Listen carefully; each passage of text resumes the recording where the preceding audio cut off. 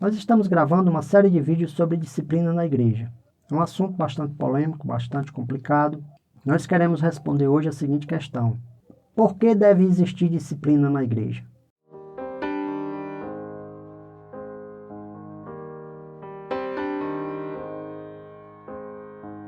Eu sou Hildeberto, este é o seu canal O que a Bíblia Diz. Desde já eu queria pedir que você se inscrevesse no canal, deixasse o seu like, ativasse o sininho das notificações para você ser notificado de novos vídeos, deixe os seus comentários aí embaixo e vamos ver o que a Bíblia diz. O primeiro motivo pelo qual deve haver disciplina na igreja é porque é bíblico. Aqui não é uma igreja, uma religião, uma congregação, uma denominação que decide se deve ou não ter disciplina na igreja. A Bíblia nos exorta, a Bíblia nos mostra, a Bíblia nos dá o exemplo. O próprio Jesus, como nós falamos em outro vídeo, ele regulamenta como deve ser a disciplina na igreja. Veja o que a Bíblia diz: pregue a palavra, esteja preparado a tempo e a fora de tempo. Repreenda, corrija, exorte, com toda paciência e doutrina. Filho meu, não rejeites a correção do Senhor, nem te enojes da sua repreensão. Porque o Senhor repreende a quem ama, assim como o pai ao filho a quem quer bem. Vocês se esqueceram da palavra de ânimo que lhes dirigi como a filhos. Meu filho, não despreze a disciplina do Senhor, nem te magoe com a sua repreensão. Pois o Senhor disciplina quem ama e castiga todo aquele que aceita como filho. Suportem as dificuldades, recebendo-as como disciplina. Deus os trata como filhos, pois qual o filho que não é disciplinado por seu pai? Se vocês não são disciplinados, e a disciplina é para todos os filhos, então vocês não são filhos legítimos, mas sim ilegítimos. Além disso, tínhamos pais humanos que nos disciplinavam, e nós os respeitávamos. Quanto mais devemos submeter-nos ao Pai dos Espíritos, para assim vivermos. Nossos pais nos disciplinavam por um curto período, segundo lhes parecia melhor, mas Deus nos disciplina para o nosso bem, para que participemos da sua santidade. Nenhuma disciplina parece ser motivo de alegria no momento, mas sim de tristeza. Mais tarde, porém, produz fruto de justiça e paz para aqueles que por ela foram exercitados. Portanto, fortaleçam as mãos enfraquecidas e os joelhos vacilantes. Façam caminhos retos para os seus pés, para que o manco não se desvie, mas que este seja curado. Quando, porém, somos julgados pelo Senhor, estamos sendo disciplinados para que não sejamos condenados com o mundo. Então veja quantos versículos a palavra nos traz exaltando a prática da disciplina. Assim como um pai usa de disciplina para com seu filho, aquele que ama, Deus, que é pai, também usa disciplina para aquele que ele ama.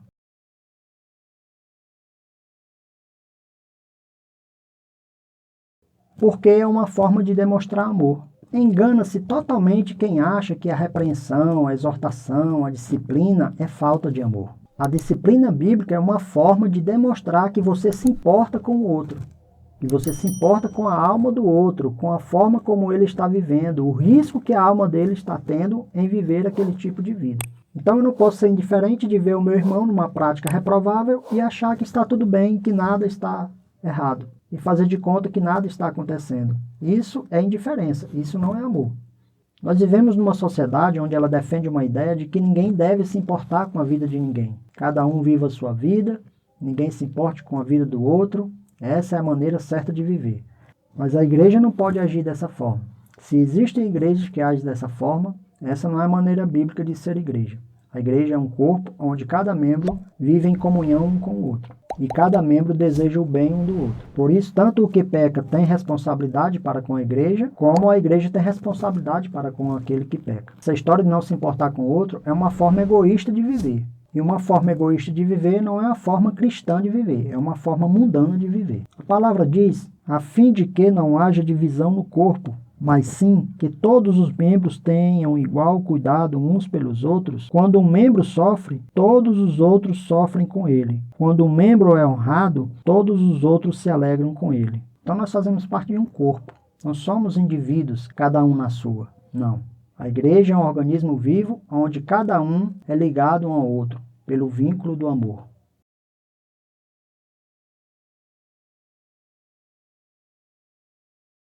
Então, quando a disciplina é aplicada na igreja, aquilo serve de exemplo para os demais. Serve de exemplo também para aqueles de fora. Quando chegam na igreja, pelo exemplo que eles veem dentro da igreja, eles começam a caminhar e a trilhar aquele caminho.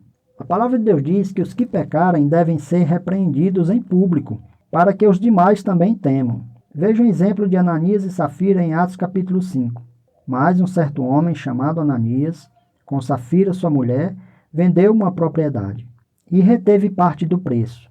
Sabendo também sua mulher, e levando uma parte, depositou aos pés dos apóstolos. Disse então Pedro: Ananias, por que encheu Satanás o teu coração, para que mentisse ao Espírito Santo, e retivesse parte do preço da herdade? Guardando-a não ficava para ti, e vendida não estava em teu poder? Por que formaste este desígnio no teu coração? Não mentistes aos homens, mas a Deus. E Ananias, ouvindo estas palavras, caiu e expirou. E um grande temor veio sobre todos os que isto ouviram. Então veja que o caso que aconteceu lá em Atos capítulo 5 serviu de exemplo para toda a congregação não fazer pouco caso das coisas de Deus. A Bíblia diz que a igreja toda se encheu de temor. No Antigo Testamento também tem vários exemplos onde mostra que o erro de um prejudicava toda a congregação.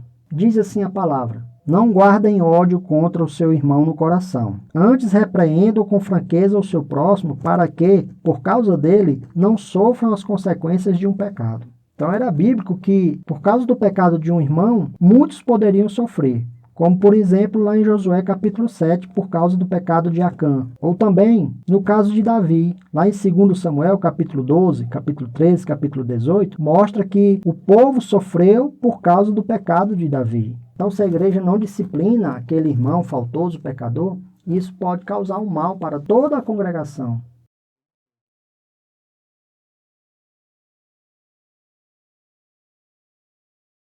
Para preservar a santidade e a pureza da igreja. A Bíblia diz que um pouco de fermento faz levedar toda a massa. Isso dizendo que, assim como um pouco de fermento faz inchar toda a massa, ou seja, altera toda a massa, assim também um pecado pode alterar toda a consistência da igreja, todo o corpo da igreja. O fato da igreja disciplinar, ela está evitando que aquele pouco de fermento, aquele pouco de pecado, contamine ou se prolifere por toda a igreja do Senhor. Nós sabemos que o mau exemplo, ele é muito mais absorvido pelas pessoas do que o bom exemplo. O bom exemplo, muitas vezes, ele não é muito bem praticado. Porém, o mau exemplo, ele é mais aceito, ele é mais receptivo pelas pessoas. As pessoas estão sempre fazendo essa comparação. Ah, mas fulano fez isso. Ah, mas Beltrano fez isso. E esses maus exemplos vai criando também um comportamento errado, um comportamento mau perante o povo da igreja. Ou seja, se a santidade e a pureza da igreja não for preservada, a palavra de Deus diz: o nome do Senhor é blasfemado entre os gentios por causa de vós.